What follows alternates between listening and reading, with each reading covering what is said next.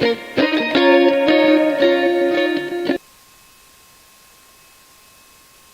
episode is brought to you by North Texas Honda Dealers. North Texas Honda Dealers, they're here to help. He has time, launches it to the end zone. Touchdown!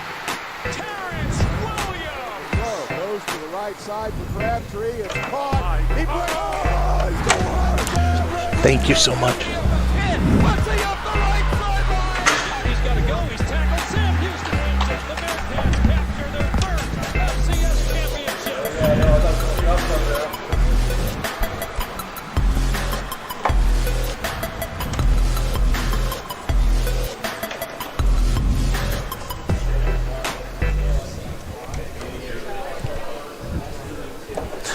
Hello and welcome from the Lone Star Conference Media Day. This is the Republic of Football Network coming to you live.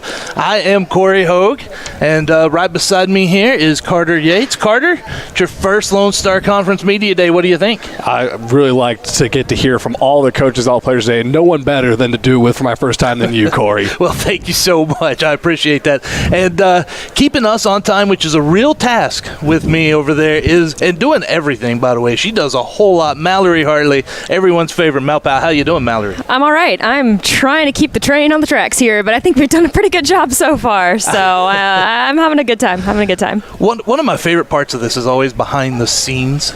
You know, Carter, right. It really is, because what you see in the setup and the little issues that come up each time, nothing ever runs 100% smooth, and it makes this business a little exhilarating, honestly. Right. Well, and speaking of behind the scenes, Corey, just moments ago, you got an award. Let's see it. Show the camera right now your award. Got the Look at that. Look at that right there. Dave Campbell's Texas football's own Corey Hogue wins Sports Writer of the Year for the Lone Star Conference. Two-time honoree.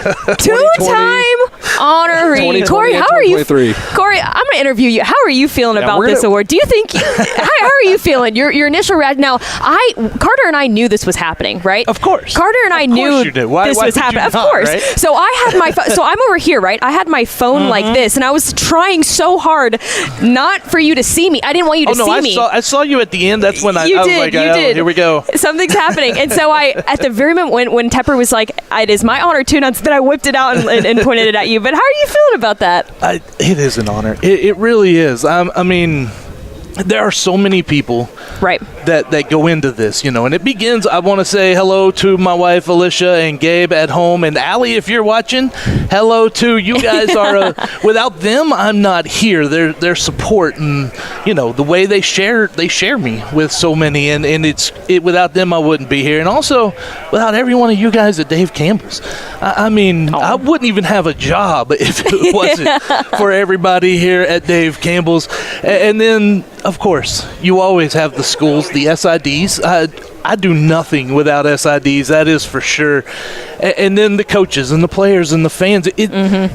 I don't have a job without each and every one of you, and I think that's the part that I would like to give my gratitude to you for allowing me the opportunity to cover this, because it really is an honor to cover these 34 colleges across Texas. Now let's see it one more time.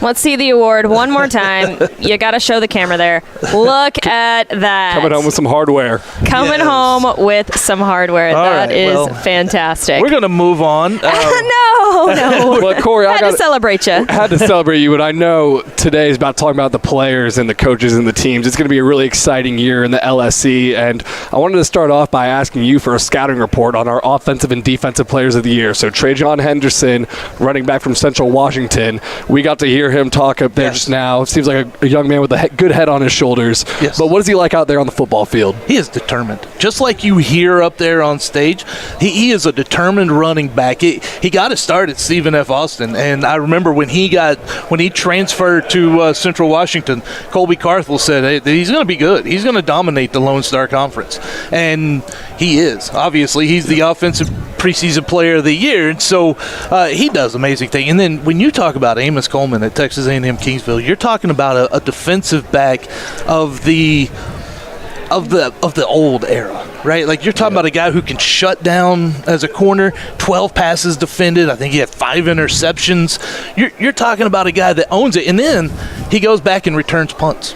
And he returns kicks, and he averaged over 31 yards. They void him on kickoffs. And we'll talk to him in a little bit later, and it's going to be interesting to get some of his viewpoints on that, too. Yeah, we'll talk to both of those guys here coming up within the hour. But Angelo State is the preseason number 1, and they were just talking about how they are not taking anyone on their schedule for granted. Top to bottom in the Lone Star Conference, 1 through 9, all teams have a chance to win every week. And I know that sounds like a cliche, but from what Angelo State was saying, it seems like they really believe it. Can you just kind of speak to the parity in this conference this year? The parity is going to be interesting, Carter, because sometimes you have 2 teams, maybe 1 team in some conferences that you think can win. Sometimes you get, but there's 3 tiers this year to start with, and it's kind of evident in the poll. You have the top tier, which are the top 3 teams. You've got Angelo State, Texas A&M, Kingsville, Central Washington. Most people think they're going to end up anywhere amongst that. You know, they're going to be in the top 3. And then you've got kind of a middle tier. You got in Midwestern State, West Texas A&M. I put UTPB up in there, you know. And then you have a bottom tier. And you've got, I think Western Oregon could be middle tier as well. But bottom tier right now, Eastern and Western New Mexico, and that doesn't even make sense. So when you look at, there's 3, and then there's going to be a bottom tier. And we don't know who. And that's what makes this so much fun right now, because you tell me in the age of transfer portal and signing kids, you know, not to mention here in Division II, you know, these NLIs are 1-year deals. So some guys, if you don't measure up or you don't do right in the classroom or off the field, they cut that scholarship from you. So these guys, you know, they have to earn that every single year in here. So it makes it a lot of fun, but also challenging to know who's going to do well. That's why we look at programs. And then Angelo State head coach just talking up there about how can you back him up with this? 1 team from this conference makes the playoffs? Typically, okay. That's not like a set rule. It is not. There's no rule in Division II only. Is the only conference where the conference champion does not get an automatic bid. Okay. To the playoffs. So they do like a Super Region 4 sort of thing, right? And they rank them 1 through 7. Top team gets a week off, and then home games the rest of the way through. And then you've got numbers, you know, 2 through 7. They play each other, and there's an earned access, which, you know, we're not going to get that far into the weeds today at the LSC meeting, but there's a lot to it. There's a lot that goes into it. So yeah, getting that is awfully tough. And we are joined here by the head coach of the Midwestern State Mustangs. Coach, how you doing? First off, Coach Bill Masco, how you doing, sir? Good. Hey, I'm having a hard time hearing Coach in my headset, Mallory. But Coach, I wanted to. Let me talk louder. No, I don't need that. I've seen you yell at practice, Coach. So one thing about you is I know you always love the underdog role. You tend to thrive in the underdog role. What is it about that puts you there? Been an underdog my whole life. Was raised that way. I married a white-collar wife, and I'm a blue-collar guy. And she's amazing, by the way. She keeps you in line. She does. She definitely runs the family, and anybody else around her. Yes. And, you know, I defy people to say you can't do something. And as a player, I was the same way. I mean, I didn't have a tremendous amount of skills, but I had a lot of desire and work ethic and kind of, you know, tell me you can't do it, and I'm going to show you I can do it. Yeah. And a lot of people don't know this, and I tell our team all the time this, particularly kids that think that they should be playing. Going into Western Kentucky, I worked my way into getting a full scholarship going into my sophomore year, and I was always a backup. At the end of my junior year spring practice, the head coach called me and 5 other starters, and I was a starter that spring, but I really wasn't the starter. Yeah. And he said, "We're cutting your scholarship." Oh, goodness. And And I was pissed. And I told him, I said, I'm going to tell you something. And I was crying. I said, I'm going to come back. I'm going to make you give me that scholarship back, and I'm going to be the starting quarterback. And he said, I like that mentality. And I came back, and we had our instead of our 300-yard shuttle that we ran 440 back in the day. And we had track guys on the team, and I ran faster than all of them. And we had to do 2 of them. And I did it on purpose because I wanted those coaches to say, wait a minute, this is the same guy we cut. And I was the only one of the 5 guys that came back. Wow. The rest of them quit, which is what they wanted us to do so they could take their money. And I wasn't going to do that. And eventually I won the starting quarterback job, and that's kind of who I am. And, Coach, you brought today a 6-year offensive lineman and a 7th-year offensive lineman, but your team is very young. You lost 39 players off last year's roster. What's kind of the process in the offseason of making sure these new guys in a young team understand that standard of Midwestern State? Well, we had a tough offseason. We really did. We've always had 5:30 a.m. workouts, whether it's snow or rain or school's canceled or whatever. We're going to go out there at 5:30, and we did that 8 times. The year before, we only did it 5, and those players embraced that. We, for the first time, we've always filmed it, but not always did we watch the video as a staff. Yes. We went and watched every video of every drill, and we saw guys. Look how hard this guy's working in 7th station. I think we had 7 or 8 stations. And so I think we established with those young guys that, hey, this is what we are. And we had really good work ethic. And, I mean, it was not good, it was outstanding work ethic, which is what you have to have when you don't have established players or upper guys that have been around. Yeah. And we went back and looked at the year before. And we had shitty. It was terrible. It was terrible 5:30s. Yep. It really was bad. And when we hired a GA that was on that team last year, and we pulled it out and showed it to him, I said, look how bad you were. Look how bad your other guys were. Well, that was why we were bad last year. Yeah. 6-5 for some of these teams is pretty good. For us, it's totally unacceptable. Well, and a lot of that, too, you had so many home games last year. And normally inside Memorial Stadium is where you guys you handle your business there historically. This year you have about 5 games at home again? I have no idea. I think it's about 5. I think it's about 5 home games. What is it about that? And is there anything besides the work ethic that you could put on from last year at home? Or is that something that you just want to dominate that place? Our kids like playing at home. We've got a routine that we go through that probably everybody does at home. And our kids like going on the road, too. I mean, we actually eat better on the road. Yes. What you lack on the road is sleep.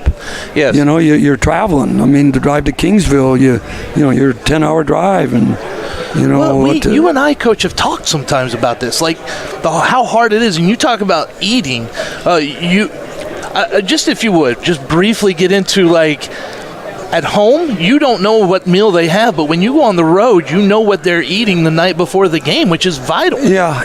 And well, we've probably 5, 6, maybe 7, 6 years ago, probably we started, maybe longer. We raised money through the community and went to McBride's every Friday night at 5:30. Nice. I hated it at 5:30, but that was the only time they would take us and still be able to have their normal crowd.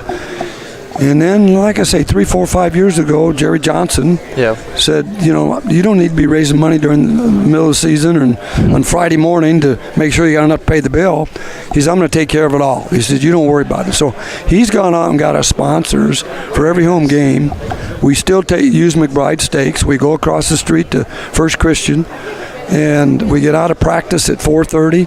Kids can shower. We now go eat at 6. We get out of there about 6:30, and we get a steak dinner, and we get that in them.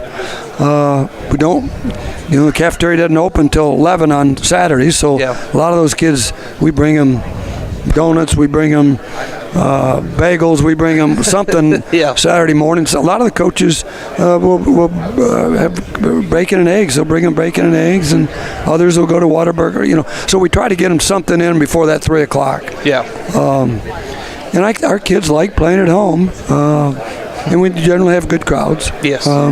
There's an average of about 7,000 per home game, especially early mid-season. You will see that before it gets cold. When it gets cold, the crowd wanes a little bit. Yeah, and I think that's probably true everywhere. Yeah, I think so. Coach, you mentioned the 6-5 record last year. Not up to your standard, but when your team was executing and playing well, you were really playing well, and that was a big theme. And then when you weren't playing so well, the wheels kind of fell off the bus execution-wise. I was wondering, when you're talking about not playing as well, was it like an execution and mental bust thing, or was it like physically not being able to compete? I don't know that it was a physical thing.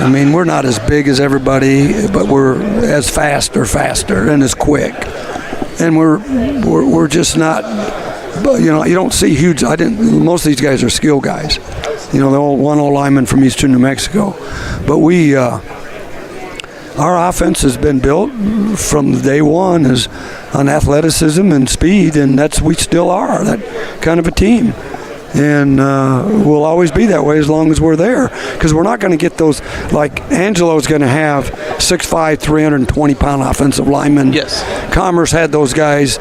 Tarleton had those guys, and they kind of model. I don't know that they say that's what we're going to model those two programs, but that's who they are. They're big and strong and physical, and then they make the back. Well, ours is we're gonna move laterally more than we're gonna move vertically, I guess, if you will. We gave up a lot of big plays last year. Our secondary wasn't very good at all. It was musical chairs playing everybody, and I don't know how many touchdown passes we gave up, but it was demoralizing. And we got better, but we weren't good enough. And we were close, and then for us to win the Kingsville game, Yeah, that was a big one. That was a big one. They punt the ball with 2 minutes to go, and we get on the 5-yard line. They punt it all the way to the 5. We go 95 yards and don't ever throw a pass and go ahead.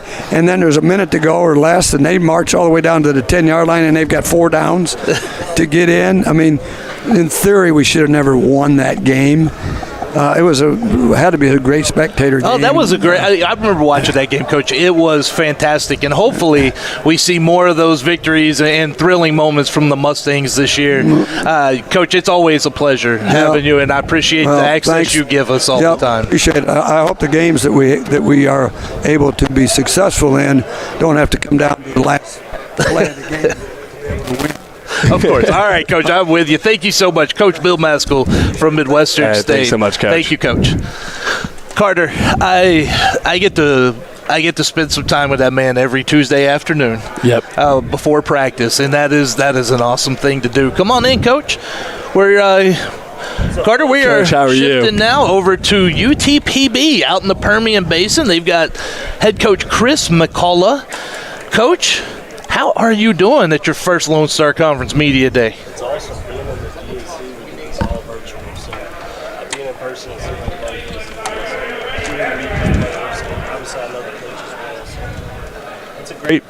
Lone Star does a really good job putting this on. Yes, they really do. And I want to say, Coach, congratulations on the birth of your son, KJ, April 25th. How are you adjusting? Very little sleep.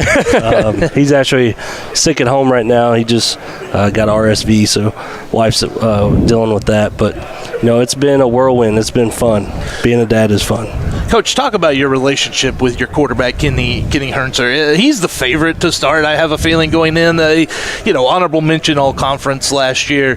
What does that relationship mean, and how did that help bring him over to the Falcons? Yeah, in our first team meeting, I addressed the team and told them he's our starting quarterback. Day one that I got there. It's been 5 years with him, 36 games that he started for me. He knows this offense as well as anybody else, including coaches besides myself. So he's actually going to be a coach after this year for me. Nice. So it's been awesome having him here. Our relationship, and plus him being from West Texas and having family out here, was kind of a no-brainer for him to come back out, spend 1 year back in West Texas, and then start his coaching career. And, Coach, you signed the top-rated transfer class this year, and I wanted to ask the most impactful transfer on the offensive and defense side of the ball, but none of the East Central guys. I know you brought a lot of them. We'll talk about them in a second, but other than the East Central guys, the top transfers for you. Oh, man. Obviously, the East Central guys were really, really, really good. Man. I don't want to answer that question. Okay. Because it's a lot of kids that these guys don't quite know yet, but they will know. No, I don't want to have you give away the trade secrets, hey, Coach. Carter, man, let me explain. At the D2 level, Coach, the rosters are very private. I can tell you there are very few rosters that are truly fully updated at this moment in time. Absolutely. In the Lone Star Conference. So no, I'll give you a couple snippets. Jeremiah Cooley was at UT Permian Basin his true freshman year. Transferred out, went junior college trying to get the big Division I, played at Division I last year, and is coming back home. So him at receiver, he's going to be a really, really big weapon for us. On the defensive side of the ball, I mean, there's so many to choose from that I don't quite know who's going to be the most impactful because we are starting 14 guys that played at UTPB last year, but those other 8 to 10 guys we're going to start, man, they're talented. So I don't want to put my finger on one person on defense yet. Yeah, I mean, you had a lot of talent last year. Absolutely. UTPB had a lot of talent last year. I remember watching it and seeing the talent. But I got to ask you, with Kenny, I got to go back to your quarterback for a second.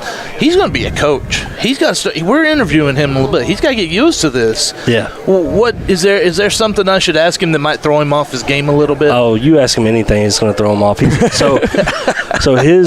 I still remember his official visit to East Central. We went to Santa Fe, which is kind of like Texas Roadhouse. He's a very, very shy, quiet guy. Unless he's around the team. When he's around the team, he's awesome. But anytime you put a camera on him or put him on the spot, he's very, very shy, which I loved about him when I first met him. You know, most quarterbacks, you want a charismatic guy who's not afraid to talk to people, but that's what kind of set him apart from everybody else we were recruiting at that time, and that's why I fell in love with him. It's going to make it fun today. Absolutely. We're gonna give him a little baptism by fire today. Absolutely. We'll try to get him out of the shell a little bit. Coach, I also wanted to ask you about the nutrition center that was just put in your school, and that was a huge campaign for you to get that in. Why was that so important, and what have you seen since that became open? Yeah, so, you know, being at East Central, we didn't have facilities like we do at UT Permian Basin. We didn't have the resources that we have here. So that was a big part of me taking the job, obviously. I wanted to compete at a higher level and compete to play here in December, right? But when I got to UT Permian Basin, I did a huge eval of everything, not just football, but all athletics. How can I impact this university on a much grander scale than just football? Yeah. And we have a beautiful facility in the Kirk Edwards building. We play at Grande, but from a standpoint of all student athletes, we didn't have a nutrition center. Each sport kind of did their own thing. So I went to start campaigning in January to raise the money, and we were able to get a 5-year commitment to A, get it built, but B, provide protein all year round for every student athlete. That's what I love the most. Yeah. Is that it's you didn't just do it for the football team. No. You did it for everyone there. And you guys do have facilities. You mentioned your performance center. That's two years old, maybe 3. Going on year 3. And it's just absolutely remarkable. It is gorgeous. Yes. But I do have to ask the hard question that people want to know: is there going to be an on-campus stadium or a stadium built specifically for UTPB? I can promise you there's talks. Okay. All right. That's good. That's a start, right? I promise there's talks. The biggest thing is the procedure you have to go about with the UT system. Every system's different. UT's system's completely different than anything else I've dealt with. So it's a slow process, but it's a process that me, Todd Dooley, our athletic director, and Dr. Woodley, our president, have all met about and are discussing for the future to really grow our facilities at an even higher level than they already are. Yeah, awesome. Coach, I found out yesterday your defensive back, Jalen Thompson, has his own sneaker design business. I want to know, has he hooked you up yet? We've actually talked about it. So I'm trying to find the right pair of shoes for him to do that, to wear on game day. So, you know, we have a lot of different stories on our team. That's the fun thing, right? I've been at a university for the last 5 years. now I'm getting to learn a whole new group of 100 guys. So it's been fun, but Jalen's is a special story of one of many that I'm starting to hear. Awesome. Hey, Coach, I am looking forward to watching the Falcons on the field this year, and I look forward to talking to you. And I appreciate all the access you give us. I really do. Without you guys, we don't have a job. So thank you so much, Coach. Appreciate it. Thank you so much. Oh, Carter, we're moving on, man. We got a wide receiver coming in here. We got a wide receiver from Angelo State. How y'all doing? Zorn, how are you, man? Yeah. Let's see. Zorn Rideau. Is it Zorn or Zorhan? It's Zorn. Zorn, Yes, okay. Because I figured Zorhan was too much like the movie. So Yeah. Right? It's crazy. Carter, for those who aren't aware or didn't watch the Lone Star Conference Digital Network before, Zorn was a part of the 2018-2019 Class 6A state champions. And you know we're Dave Campbell, Texas Bowl. We have to ask you about that. And listen, man, the first thing, 2018, the Hail Mary. It is the play that still gives people chills to this day. It gives me them as well. Literally, like, anytime I go back home and I see that ring, I'm like, bro, this is probably one of the biggest things I've ever, like, seeing a Hail Mary on TV is cool and all, but when you physically see one in person, literally, like we were just talking about it earlier before we started going up on the tables and going down to, like, when the play happened, it's just, I have my helmet in my hand, play happened, literally can't even tell where my helmet went. There's so much excitement. I've never ran down a field so fast, and it was just all the joy. It kind of just, everything hit you at once, and you really wasn't expecting it.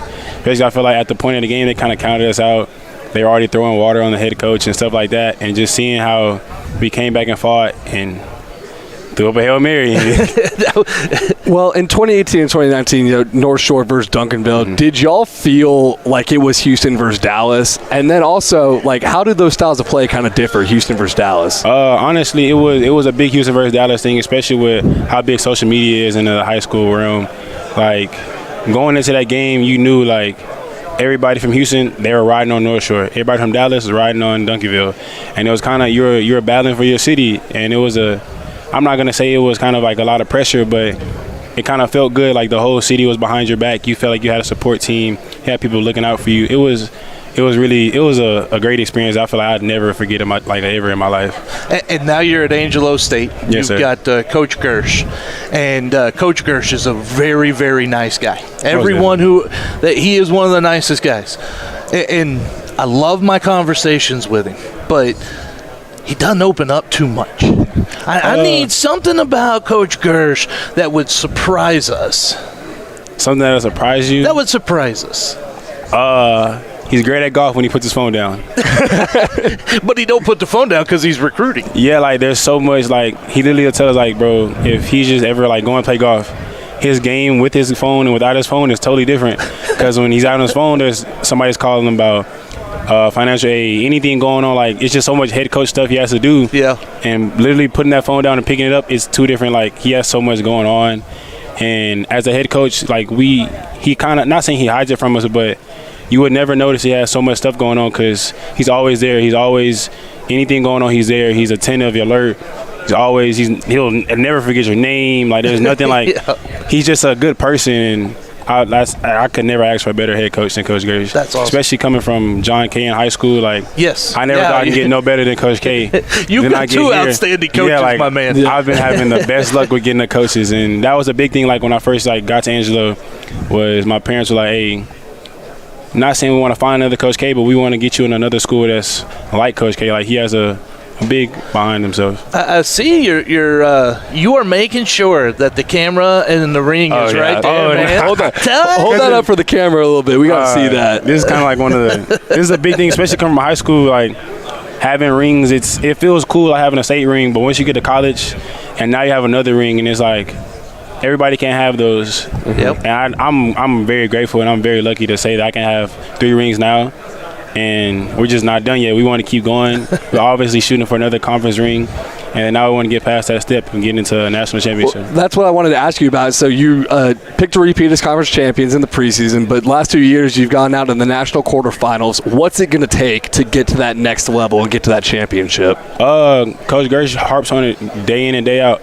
Special teams is going to be our biggest thing because in college football and playoffs, special teams win and lose games. At a point, both of the offenses and defense would be great offenses. If they weren't great, you wouldn't be there. And it comes down to who can have the best special teams and who can go in and out every detail that's straight. And that's his biggest thing with us. We're working special teams. That's our thing. He instills into us like, hey, if you want to win games, you need to be good at special teams, and it shows. Yes, it certainly does, and I'm looking forward to seeing what the Rams do this year. Hopefully you get that home field advantage again, and then we'll take care of that Mines problem later. Zorn, it was great to meet you. Great to talk to you. Thank you for coming in, Zorn Rideau. Thank you, sir. Zorn Rideau from Angelo State. Carter, when you come here to the Lone Star Conference, there's personalities, and this is why I love this so much. We got them in abundance. We have, and they're good people, just a ton of good people. Speaking of good people, we got another one about to come on in right here. Oh, Coach, now listen, man, I talk to a lot of people, and every single one tells me how good you are. This is the new head coach of the West Texas A&M Buffaloes, Josh Lynn. Coach, first question is going to be a little tough one out the gate here for you. All ears. Let's hear it. I know you were in the running before. So this job's important to you, right? Like absolutely, the West Texas A&M yes. job. So what does it actually mean now that you're able to sit here and you're here at Media Day and you are the coach of the West Texas A&M Buffaloes? Well, first and foremost, I'm extremely excited. I'm extremely blessed. I'm really appreciative of Michael McBroom and our president, making a decision to go our direction. And, when you look at Division II football, when you look at the great conference that we have here in the Lone Star Conference and the great schools we have in the Lone Star Conference, I really believe that West Texas A&M, if done right in the correct way and put in the work and things like that, is that we can be a very successful football program. And the pieces are there, and we just gotta put that puzzle together with those pieces. And so once again, I'm extremely blessed. And if there's a Division II job out there that I really felt like we fit, this was it. As a new coach in your first offseason program, what was the importance of getting buy-in from those upperclassmen like JT and Noah who you brought here today? Absolutely, man. My first phone call was my first couple phone calls when they offered me the job, it wasn't to coaches, it was to those type players. And what I say about those guys all the time is the athletic piece and the football piece has always been there for those guys, but I think what they bring to the team when it comes to culture and when it comes to work ethic and bringing other guys with them in that world, that's a heck of a lot more important sometimes than maybe the athletic piece. And so, and they're great players too, don't get me wrong, but it's huge to get that buy-in, and I'm really grateful that they opted to come and come play ball with us, and that's going to make us better. JT is so awesome. He's just fun. Sure, absolutely. We're going to talk to him here in a little bit. Coach, I've traveled around many places, and you have you're right there with the best facilities in the state of Texas, especially for your level or any of the small colleges. That is a huge advantage that you have now in Canyon. You have a great base, a great alumni base, great support base. How do you get all of that to end up being people in the seats on Saturday inside that gorgeous stadium? Well, I think you got to generate some excitement. I kind of hit on it earlier.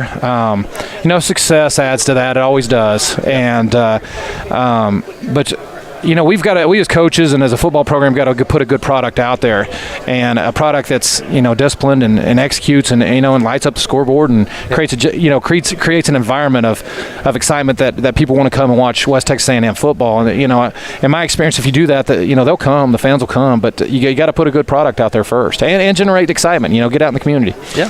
Coach Corey was telling me earlier that y'all actually have a real Buffalo mascot named Thunder. That's right, Thunder 14. Are there any plans for it to run out of the tunnel with y'all this year? Absolutely. I mean, that's one of the things we did in the spring is we actually practiced that. Nice. Where one day before practice, we got the Buffalo out there, and we walked down the tunnel, and the first part of practice, we practiced running out with Thunder 14. People don't know you can't just roll out of bed and do that. No, absolutely not. My deal too is that the first time you do it probably shouldn't be the first time you run out on the game on Saturday. I'm specifically running out with the Buffalo. Hey, Carter, the head coach is always at the front of the team, so he's behind the Buffalo. Absolutely. Right? He's got to be real careful. Yeah, I'm not. We're going to practice that before we do that.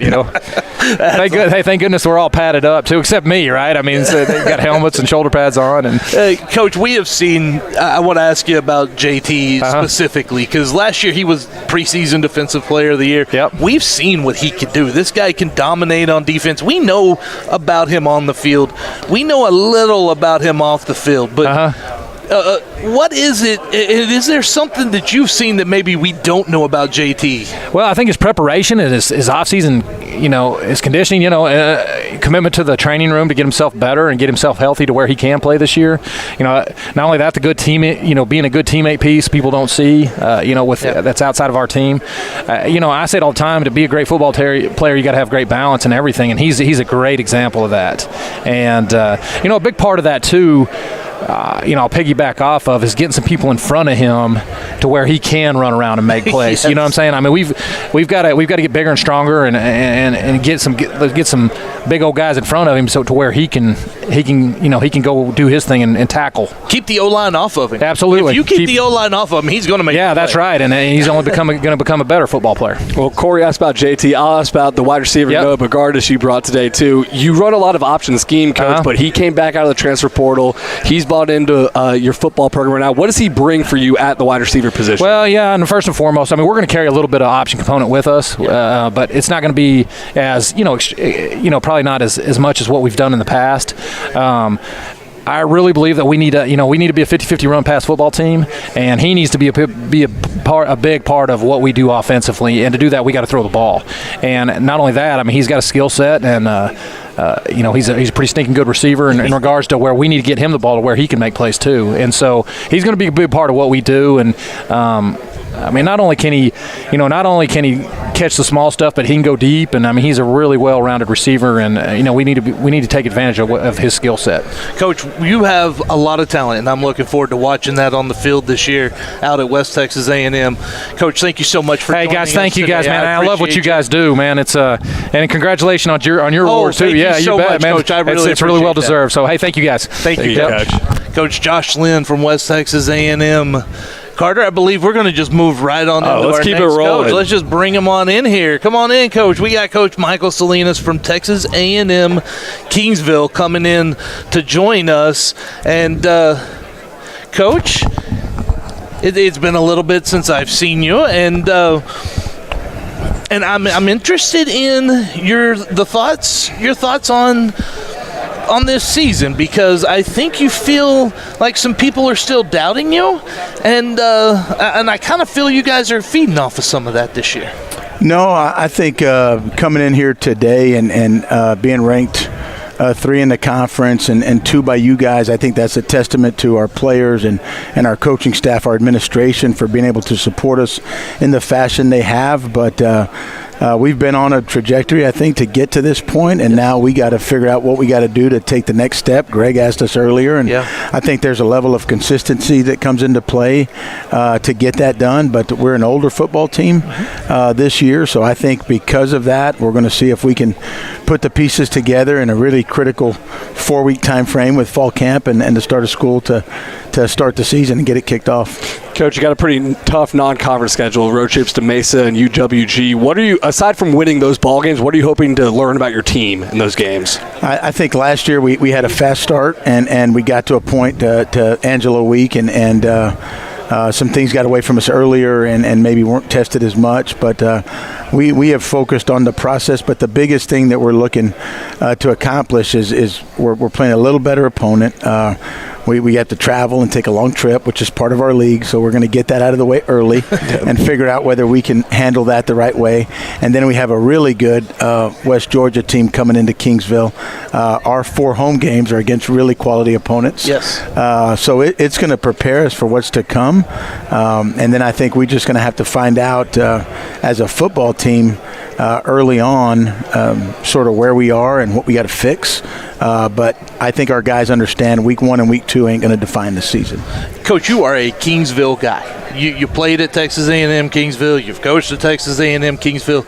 You're really bringing, and I've noticed this, some of that fan base. It's a big fan base down at Kingsville. People don't, but if you're winning, you've got a ton of people behind you. How have you been able to bring some of those in, and how are you guys continuing to reach out to some of those that might still be on the fence about Kingsville? Well, I think our alumni group does a great job. We have a Football Letterman's Association that has started since we've taken the job, and trying to get those guys back involved and sharing some of the history with that is Texas A&M Kingsville with our current players, making sure they understand the rich tradition that exists at Kingsville. And down in South Texas, boy, they're not going to come watch bad football. So no, they won't. As we've got better, attendance has gone up, and now we're looking forward to take the next step. We have a new president who's done a great job, Dr. Vela, and he supports athletics. He is doing some things to enhance the game day environment for our fans. Good.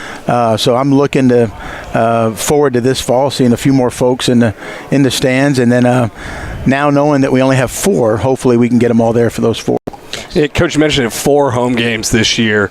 So you're going to be doing a lot of travel on the road. What's the team's go-to road trip playlist for the music? What's y'all's itinerary look like for those road trips? Oh, I'm sort of a routine guy, man. So they know the deal when it comes to travel. We're going to travel a certain way. We do the same thing. We eat really similar in terms of what we eat on the road in terms of food. But for playlist, I leave that to those guys. I'm really not a playlist guy. I enjoy all of it, but I'm focused on what we have to do. And I know those guys, that's their way to get themselves prepared. But as the head coach, I think we're in a different mindset there. So that's probably still the old school approach in me, and really coming from the guys I played for, like Ron Harms and Richard Cundiff, who were no-nonsense guys, and that really wasn't part of the equation back then. Coach, during your session earlier, I found it interesting that you mentioned the word intentional, and I believe some of the players mentioned the word intentional. That's a big word, and I'm wondering because being intentional about everything, when you really dive into what that word means, it can be life-changing in a lot of ways. Where did you come about picking up on that? Because that's something I've only heard a few times. It's a deep topic. As we attack each season, every team is different, and as we go and attack and we try to grow professionally as coaches, and then an avenue that we're going to find a way to try to impact our guys, and something that's going to make them see that it's not only going to help you in football, but it'll help you in life. And for a long time, I think, and it really given to me by coaches and stuff I've picked up along the way, but doing things in an intentional manner are different than just getting them done. How you do anything is how you do everything in terms of what we talk about in our program. But we had a long talk when we got back in January and put a PowerPoint together for our guys and listed some things I thought we did poorly in our team room, and talked about some things that we needed to improve on if we wanted to take the next step. If we were okay being average and not finishing and not experiencing the success that sometimes we think we deserve, we needed to change. So we put some things down, and one was to be a little more intentional in our approach, and then to be a little more purpose-driven. Well, Coach, I appreciate it so much. Thank you so much for your time. I would love to have more of these conversations later. So if you're ever at coaching school with us, let me know. We'll get you on for another interview. You got it. Thank you guys for your time. Thank you for everything you do. Thank you, and good luck this year, Coach. Thank you, Coach. Carter, when you start hearing that, like those are things that it really is a deep topic about being intentional, and maybe we can dive a little more into this here. Come on in, sir. We have the Lone Star Conference preseason Defensive Player of the Year, Amos Coleman. Amos? Oh, you okay? Alrighty. Can you hear us? Yes, sir. Okay. So you've got the preseason Defensive Player of the Year. What does that mean to you? Have you had time to actually think about that yet? Not necessarily. I'm still kind of processing it, but it's a problem. Well, hold on one second. We're having a little bit of technical difficulties. I think it's right here. There we go. I think you've got the right. That should be good now. Yeah. Yep. Good. Mm-hmm. Okay. Yeah, we're good. Good on my end? We couldn't hear you a second ago. We couldn't hear you a second ago. We can hear you now. Okay. Yeah. So what does that mean to you to be able to has it hit you yet? Even not really. But I've been processing it all week. I'm more of a manifestation guy, so I've been talking into existence. So as it shows to me today, it's real exciting for me. I got a question real quick, Carter. No, go right ahead. He mentioned it. He spoke it into existence. Yes, sir. Right? So I want to shout out why we shouldn't do that sometimes, because my wife said the other day that she read that allergies were getting bad, and then all of a sudden my allergies start bothering me again. That's what tell us, what is it about speaking things into existence like that? I'm not sure. I've grown, and I'm starting to. The more I've talked stuff into existence, the more it's come. Like last year, I was talking about getting All-American, doing this, doing that, and it goes to show. So I just feel like when you talk things to existence, it's gonna come true. Well, last year you had a kick return touchdown, 2 interceptions turned for a touchdown. Dynamic with the ball in your hands. Are we going to see you on offense a little bit, or are you sticking on defense and special teams? I mean, that's up to Coach Salinas. I would love to have the ball in my hands, but whatever Coach wants, that's what I'm going to do. What do you think is the best part of your game as a defensive back? My versatility, my ability to be able to play safety, corner, nickelback, and be dynamic in special teams. So I feel like me being versatile is a good aspect for a DB. Are you over there in Coach's ear all the time begging him to get it? Just let me touch the ball, Coach. Let me touch the ball.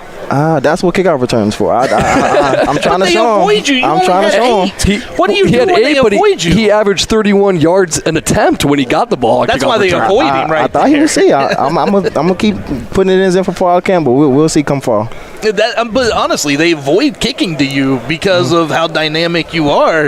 Yeah. Are you over there going, Coach, I really should be like a running back, wing back, receiver, something? I have asked for a couple jet sweeps. I'm going to be honest. I've asked for a couple jet sweeps, but I'm just going to keep doing my job in kickoff return and just see where it takes me. So going into your 6th season now, right, at Texas A&M Kingsville, do you feel an added sense of responsibility to be like a veteran leader on this team? And have you tried to step up your game vocally? Yeah, vocally, yes, sir, because I'm more of a lead by example type of guy. So as I get older and becoming that senior, me being vocal and my teammates hearing what I have to say has a more impact on the team than I thought it did. So I'm growing into that role. I'm going to ask you a hard question because it really is, and we've heard Coach and what he said about how the season ended and the off season began, but that's a coach side, right? I want to hear it from you from the player side. What was it? What was the talk amongst yourselves, and how have you guys looked to kind of change that going into this year? Yeah, well, last year, the back end of the season, it was just we were struggling to get past the previous week. So I feel like that's what altered the outcomes of most games because we were so stuck on last week's outcome. So this year we're going to focus on moving on and putting the past behind us. So you talked about speaking things into existence, asking you now, what's an individual goal you have for yourself and a team goal you have for this upcoming year? Well, for me personally, I just want to go out there and have fun. I accomplished a lot of my goals last year. I'm not going to go out this season trying to duplicate and do all that. I mean, that's what I want to do, but I'm not going to force myself. I'm just going to go out there and have fun, let it all come to me. And then as far as the team go, I just want us to come together and believe in each other, and then the outcomes will show. But then I tell you what, speak something team-wise into existence. You got to. Let's grab a headline. Go without it, Let's grab a headline. I'm not going to let you go without it. Let's see. An individual award or what? You got to speak something, man, because if you don't, then it don't happen if you don't say it, right? Well, since you asked, we're gonna be the best offense in the league. How about that? There we go. There you go. Yes, sir. Amos Coleman, the Lone Star Conference preseason defensive player of the year. Thank you so much for your time, sir. Yes, sir. Thank you for having me. It was great seeing you, and good luck out there this year. Yes, sir. Carter, that is, it's always fun to get a player's perspective because it is different from a coach's. Oh, 100%. A lot of times the coach can tell you what they see in their mind's eye and what they've tried to do for this upcoming offseason, but when you talk to the players, you see if it really seeped in. And Texas A&M Kingsville, I think it did. Oh, no, come on in. Come on in. You were getting ready, man. Come on in and take a seat. We have the Lone Star Conference preseason offensive player of the year joining us. He is from Central Washington, Trejon Henderson. Trejon, you're going to college in Central Washington, but you're a DFW guy. Yeah. Oh, yeah. I see the smile. I saw Coach back there helping you get the swag ready to go. How much fun are you having this week? I mean, it's a great time, especially because my guy Jacob over there, media guy, it's his first. He's my wife. It's his first time in Texas, so we got to show him some barbecue and show him some papados, and we got the tour the Star and stuff like that. So nice. it's good being at home. It's good like having my coaches and them down here to see home where I grew up and play football at. Hey, we're Dave Campbell's Texas football, so we got to ask you a Texas high school football related question. You got 3 Texans on your roster. What do you tell those guys in Central Washington what Texas high school football is like? Oh, say this is their life. They breed it since they're from the womb. You know, you got your dads who played here in Texas, and as soon as their kid is able to play tackle football, you know, they're there. You know, every game. So I just tell them that it's a different type of culture here. You know, we like talking about Dave Campbell's like they're there. They're on you. So it's exciting. It's just good to let them know where I came from, and so they know it's a different mentality when we go down here and play this in the Lone Star. Okay, these guys, they're playing for more than just, you know, a win. They're playing for their family and their pride, and, you know, people at home watching them. So it's a great opportunity. Well, and the other thing too that's different is stadium. So I got to ask you, last year after media day, when the guys came back and the coach came back, everybody came back from media day, were they wide-eyed going, guys, you would not believe the high school stadiums in Texas? And you guys were like, what are you talking about? We did that every week. When we came down here and traveled like last year, I think we were playing Angelo. We were warming up at the San Angelo High School, and they were just like, this is a high school?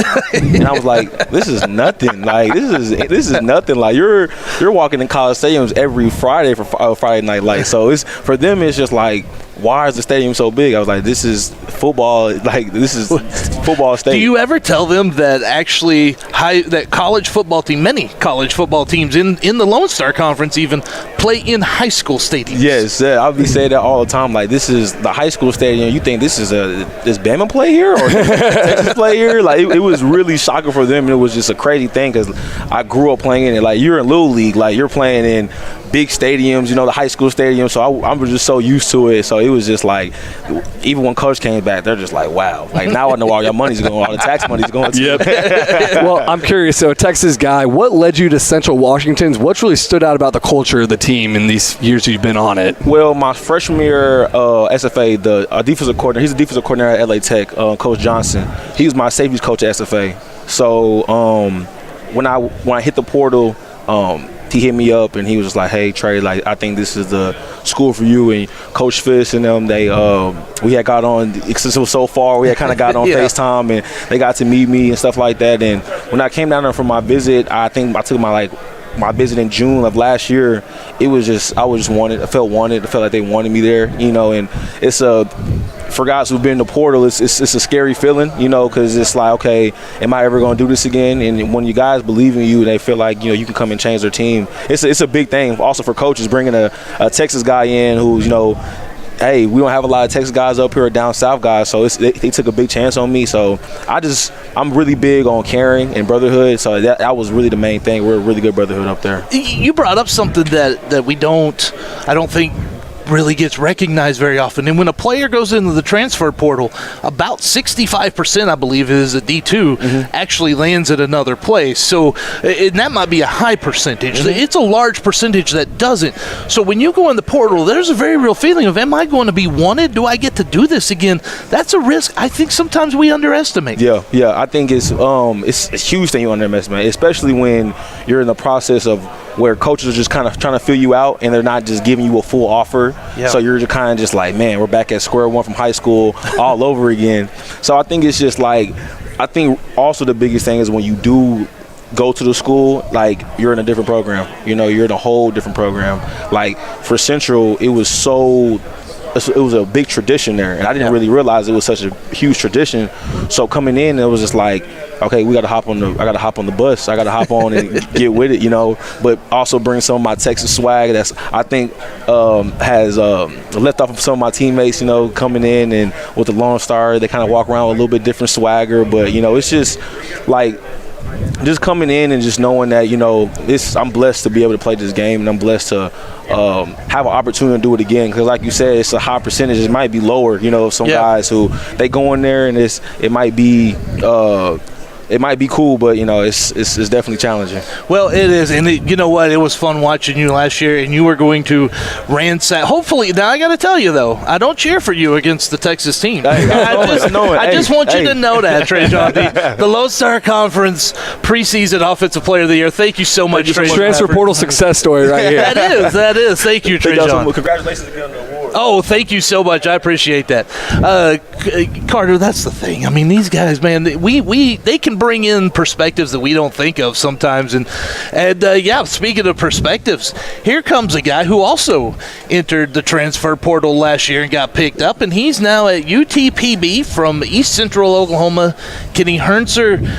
Kenny, I talked with your coach a little bit earlier, right? And Chris told us that you're a little media shy. So we're going to break you out of that today, right? See? Oh, man. Or at least do our best. We're going to do our best. So I want to ask you, we were just talking to Trey, right? And he was talking about how he entered the portal, and it was a risk. Did you feel that same risk entering the portal, or was it one of those things where you kind of knew that you were going to get picked up again? Well, having that relationship with Coach for the past 4 years, we kind of knew this whole situation. He talked to me beforehand when he was coming down, letting me know everything, going on the interviews. And so it was a tough decision. Ada was home for me for 4 years, knew everyone there. So it was a great place for me. But after just, really discussing with my family, talking and praying about it, I knew that I was going to enter the portal, just kind of get in there to go with Coach and see where it'll lead me. Carter, look at this man. He's a professional. Take a breath. Take a deep breath. Man, you're good. I'm serious. I don't like this. Good. Well, take a deep breath and enjoy it, because if you're a quarterback, you get a lot of this. And also you'll get a lot of it if you become a coach later after your playing days. So Coach McCullough talked earlier about how you're going to be a coach after this year. I'm curious, who were some of the biggest impacts on you to make this decision, and how did this decision kind of formulate over your years playing football? My dad's been my coach since I was a young kid, and so just really talking with him, he was, trying to put that mindset in me, like, what's going to set you up after football? Where are you going to be the happiest? And really just discussing with my family, talking to him. Coach has been a big impact on me. As he grew up coaching, I've been playing. So he as he took those steps forward, so did I along with him. So both of those guys really just been great impacts on me. Gave me great examples on what to do. You're coming to the end of your college football career, but you already have a job lined up. That's a big advantage at any time, especially in today's world. How much does that mean for you to know that's the relationship? How deep does that go with Coach McCullough? Oh, it's great. I've always been able to trust him. He's always been straightforward with me, telling me exactly what's going on, good and bad. I couldn't think of a better coach to play for, and especially to spend this last year with him, make it all the way through. It's really good. And just, setting up my family for the future, having a job lined up, I can't think of anywhere else I'd rather be. So Coach said he walked into the first meeting and he said, Kenny's our starting quarterback for this upcoming year. Now you're sitting here at Media Days, you're a team captain. From that first meeting to now being here, what have you done to kind of cement yourself as team captain? Really just getting to know these guys, learning about them on a personal level, going deeper than just football. So coming in, it's I know I'm coaching next year, so it's kind of got to make the difference between player and coach, and really just had to work on my leadership skills. Being at East Central, everybody known me for so long. They knew me since I was 17, so it was kind of like they were buddies. It was it's been a little difficult to make the distinction between player and coach, but right now I'm just trying to learn about everybody, get to know them, really create that family mentality. Well, Kenny, you're going to do great. And the last question, and I'm going to ask you this, and this you think you're uncomfortable here, right? We're going to get you comfortable. No, we're going to get you comfortable. Oh, okay. Oh, never mind. We're going to get him comfortable. I need to know who does the best impressions on the team, because we all know that teams, you guys have nights where people do impressions of coaches. Who does the best impressions on the team? Oh man, I don't know about coaches because I'll get in trouble. But we got a few great guys that just are hilarious. You love to be around. They make you smile as soon as you walk in a room. We got so many of them on the team. It's just great being over there. He passed the test, Carter. Yep. He went ahead and said, "I don't want to get in trouble. I know what you're doing, media guy." His coach is watching him right now too. Yeah. Hey, Kenny Hertz, thank you so much. Good luck this season. Guys. Thank y'all very much.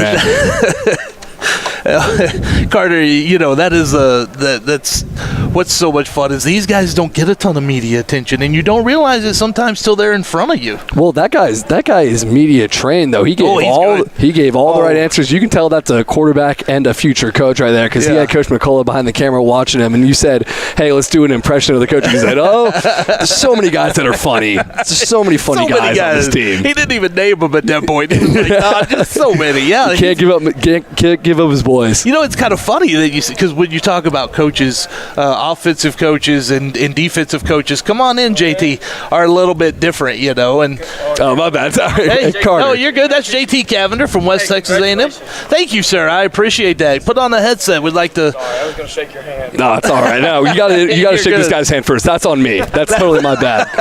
No, put it on me. JT, the last time I saw you was Wichita Falls last year. You had your arm in a sling. Yes, sir. It's much better to see you without that. And but the thing that struck me back then, like we all know the crazy side of JT is great, but you still had that smile through that time and that joy. Where does that come from? Because that's hard to do when you're injured and you're not able to be out there with your guys. Right. Well, I just know that the guys needed it and needed to see a smile from me. And, it was a tough time. I'm not gonna say it wasn't. I'm not gonna sit here and lie to you. But I know the guys were playing the game that they enjoyed and that they loved, and so being able to share that in a way with them, just being on the sideline with them, I enjoyed it too. I know I wasn't playing. I would enjoy it more if I was playing, but I still enjoyed it. So, what did you learn about yourself mentally through that process? Oh yeah, that's a great question. That's a good one. There we go. There you are. Got him. Oh man. Well, I learned that I probably wasn't as strong as I needed to be, to go through that, and I looking back on it now, I am way stronger now, and I think it's something that God put me through that I needed to go through and needed to learn more about myself. And so now I'm here and I'm grateful to be where I'm at. It's taught me to focus on the present and not the future. And so that's, I'm enjoying this right now and every minute of it, and that's what I'm going to do this year. All right, well, I got to ask you. You got the Buffaloes, you've got a new coach, you've got a new energy, new passion. You have all gray uniforms. Oh my gosh. Tell me how you guys feel about those all grays. Man, so for the longest time we wanted all black or, all gray, just a different alternate uniform. And we just kept it to the traditional maroon and white, which, look good, but that gray uniform, it is so cool. Do you know when they're going to break it out yet?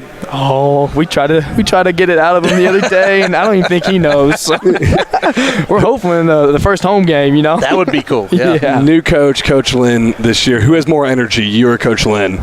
Oh, that's tough, but I gotta go with myself. Not playing last year and being able to come back and play a whole year, hopefully. Yeah, I got a lot of excitement. This guy wakes up with energy, Carter, and you see that when he's on the field. He is all energy and all effort all the time. If you see someone not giving effort, it probably doesn't take much from you to get them going, does it? No, not at all.